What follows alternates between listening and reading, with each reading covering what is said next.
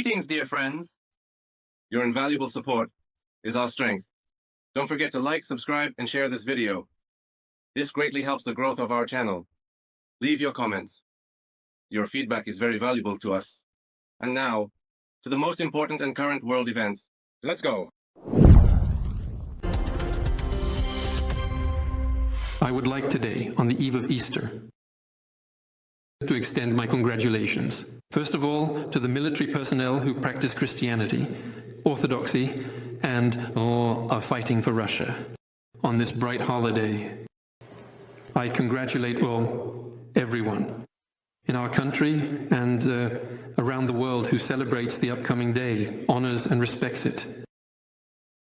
Guided by humanitarian considerations today from 18 hours to 0 hours from Sunday to Monday, the Russian side declares an Easter truce.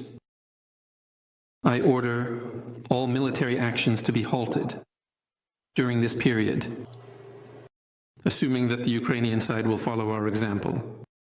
Meanwhile, our troops must be ready to repel possible violations of the truce and provocations from the enemy. RBC main news in the studio. Sergei Kreznov, hello. Vladimir Putin announced an Easter truce. It came into effect at 18:00 Moscow time, and the Russian president urged Kiev to follow this example. Vladimir Putin announced the Easter truce during a meeting with the chief of the general staff at the Kremlin. Valery Gerasimov reported to the president that all 6 troop groups are advancing in 11 directions, and the troops have liberated the main part of the Kursk region. The main part of the region where the invasion occurred is now liberated. This is 1,260 square kilometers, 99.5%. There are 2 areas left where fighting is ongoing. This is the area of the settlements of Oleshki and Gornal. They are located directly on the border with Ukraine. In the morning, the Russian Ministry of Defense reported that the army liberated the hamlet of Oleshnya in the Kursk region. And the acting governor of the region, Alexander Hinstein, stated that taking control of this settlement signifies the approach of the complete liberation of the Kursk region from the armed forces of Ukraine. And he wrote that this will be a historic hour. However, Zelensky claims that the armed forces of Ukraine continue active operations in the Kursk and Belgorod regions. Just now, Commander-in-Chief Alexander Sivsky reported, "Our forces today continued activity in the Kursk region and are maintaining positions. In the Belgorod region, our military advanced and expanded our control zone. And regarding Putin's latest attempt to play with people's lives, an air raid alert is currently sounding across Ukraine. At 17:15, Russian attack drones were detected in our skies. Ukrainian air defense and aviation are operational." I would like to remind you that the Easter truce declared by Russia came into effect at 18 Seoul, and earlier Donald Trump stated that he is awaiting a response from Moscow regarding the cessation fire by the end of the week. The day before, when asked by journalists whether Trump thinks Vladimir Putin is delaying the conclusion of a deal on Ukraine, the American leader answered negatively. Steve, my life has been one big battle. My life has been one big negotiation, and I know when people are playing with me and when they are not. I want to see that both sides are eager to end the conflict. And I think I see their enthusiasm. I see it from both sides. If for some reason one of them makes the process very complicated, we will simply say that they are fools, idiots, and terrible people. We are ready to ignore it. But hopefully we won't have to say that. Secretary of State Marco Rubio correctly stated our goal. We want to see an end to the conflict. We will see. Russia and Ukraine conducted a prisoner exchange on the Formula 246 for 246, as reported by the Ministry of Defense of the Russian Federation. And in addition, as a gesture of goodwill, Ukraine was handed over 31 wounded prisoners of war in exchange for 15 wounded Russian servicemen who require urgent medical assistance. The exchange, as before, was conducted with the mediation of the United Arab Emirates. Currently, the Russian servicemen are on the territory of Belarus and will soon be transported to Moscow. I remind you, the last time the parties exchanged prisoners was on March 19th, under the Formula 175 for 175. The USA is ready to recognize Crimea as Russian. This will be one of the conditions of the peace agreement between Moscow and Kyiv.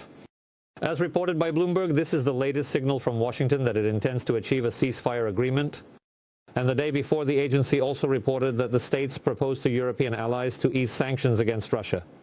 If the parties agree on a long-term ceasefire, according to Washington's plan, the Ukrainian territories occupied by Russia will remain under Moscow's control. The topic of Kyiv joining NATO will be removed from the agenda. The United States authorities have also developed a tentative plan for monitoring the ceasefire regime in Ukraine if an agreement is reached. This was reported to the Wall Street Journal by sources. According to their information, the American delegation informed allies of their proposal at a meeting in Paris on Thursday. However, the newspaper's interlocutors did not disclose any details. Ukraine is 90% in agreement with the U.S. peace plan presented in France, as reported by the New York Post citing sources. And according to them, Kyiv is most concerned about where the demarcation line will be drawn. Washington is set to agree on the final terms of the ceasefire regime with allies, and this will take place next week in London. After that, the documents will be discussed with Moscow.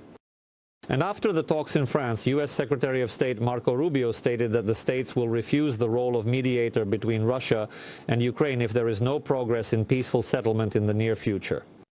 U.S. President Donald Trump confirmed Rubio's words but did not specify a deadline. According to him, everything is heading towards a resolution. Russia's decision on the Easter truce will show Kyiv's readiness for peace talks, the president noted today. However, as some experts believe, Ukraine will not comply with the terms of a short-term truce, even if it agrees to it. Vladimir Putin, as a judoka, was perfectly skilled in techniques that he could execute in one direction and the other, which not everyone can do. And in politics, he actively uses this method. Look at how much discussion there has been. Ukraine is ready for a truce. Everyone is ready for a truce. Only Russia does not agree.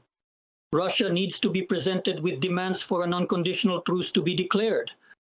Moreover, when we agreed to a month-long moratorium on attacks on energy infrastructure, we complied. But the Ukrainians did not. The West did not react to this at all. And here Vladimir Putin makes such a decision despite Ukraine's dishonest behavior. Putin did it. And in response, will this proposal be fulfilled? Or will Ukraine start violating it again? We have to some extent cornered these people. Is this what you wanted? Here's your answer. If Ukraine does not comply, we will have our hands free for further actions. Because, among other things, to some extent, we are extending a hand to President Trump, who is being heavily criticized for meeting halfway with Putin, and his representatives like Whitaker. Zelensky has already been called a mouthpiece of the Kremlin there. Bloomberg interpreted Zelensky's publication as a refusal. Earlier, the American newspaper Washington Post came to a similar conclusion. According to some experts, there will be many who wish to disrupt this truce, especially among European militarists. Today's decision by Putin takes a very significant argument out of their hands.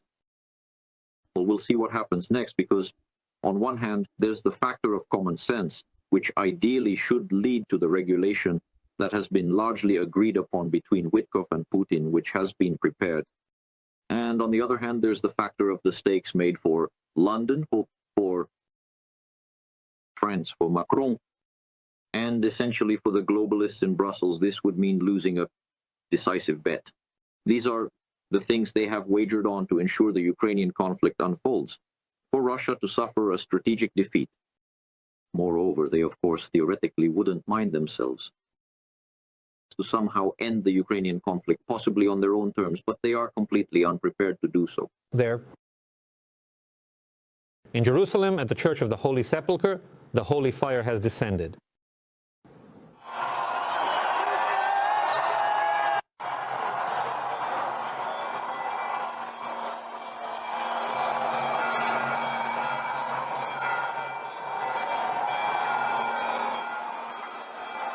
Thousands of Christians gathered there. The Israeli police have increased security measures inside and around the old city. Access to the Church of the Holy Sepulchre is only possible with special passes. According to legend, the temple was built on the site where he was crucified, buried, and then resurrected. Jesus Christ. Church representatives from different countries have arrived in Jerusalem, and Russia is represented by a delegation from the Andrew I called Foundation. They will bring a portion of the holy fire to Moscow. This evening, the fire will be brought to the Cathedral of Christ the Savior, for the patriarchal Easter service. Well, in Rome, the second round of indirect negotiations between the United States and Iran on the nuclear program has concluded. They are aimed at ensuring that Tehran is deprived of the opportunity to develop nuclear weapons while still allowing it to continue working on a peaceful nuclear program.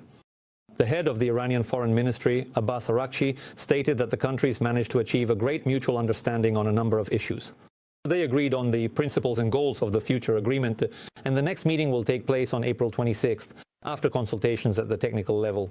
The negotiations in Rome were held at the residence of the Omani ambassador. They were attended by Trump's special envoy, Stefwikov, the head of the Iranian Foreign Ministry, Abbas Araghchi, and the head of the IAEA, Rafael Grossi. Experts note that in the event of negotiation failure, Iranian nuclear facilities may come under attack. Both U.S. Secretary of State Marco Rubio and National Security Advisor Marco Waltz, along with Vice President J.D. Vance and Director of National Intelligence Tulsi Gabbard, support the strikes. After a more cautious approach regarding the potential consequences of a new conflict in the Middle East, well, the American leader himself rejected Israel's plan to strike Iran's nuclear facilities in favor of negotiations. As for Russia, it welcomes the start of the negotiation process between Iran and the United States and advocates for resolving all issues through diplomatic means. On Monday, the Sultan of Oman will arrive in Moscow for a visit, and the Kremlin confirmed that on April 22nd he will meet with Vladimir Putin.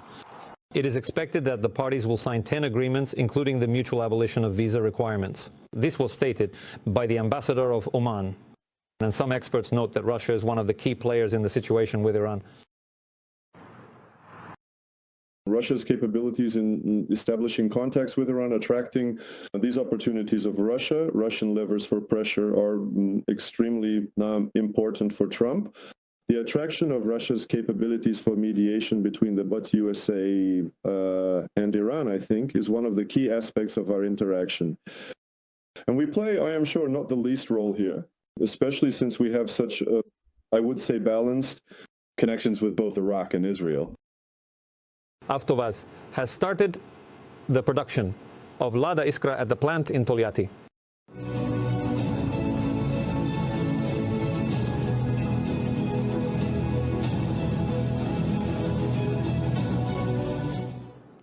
To conduct the necessary tests and refine production technologies before the start of mass production of the Lada Iskra, about 300 cars were assembled. The car's safety was confirmed by over 80 crash tests, according to Avtovaz's statement. And the Iskra will occupy the niche between the Lada Granta and Lada Vesta. Continuing Akomars, it is expected to start on July 20th. Dealers have already announced the acceptance of pre-orders for the new model. It will be available in 3 versions.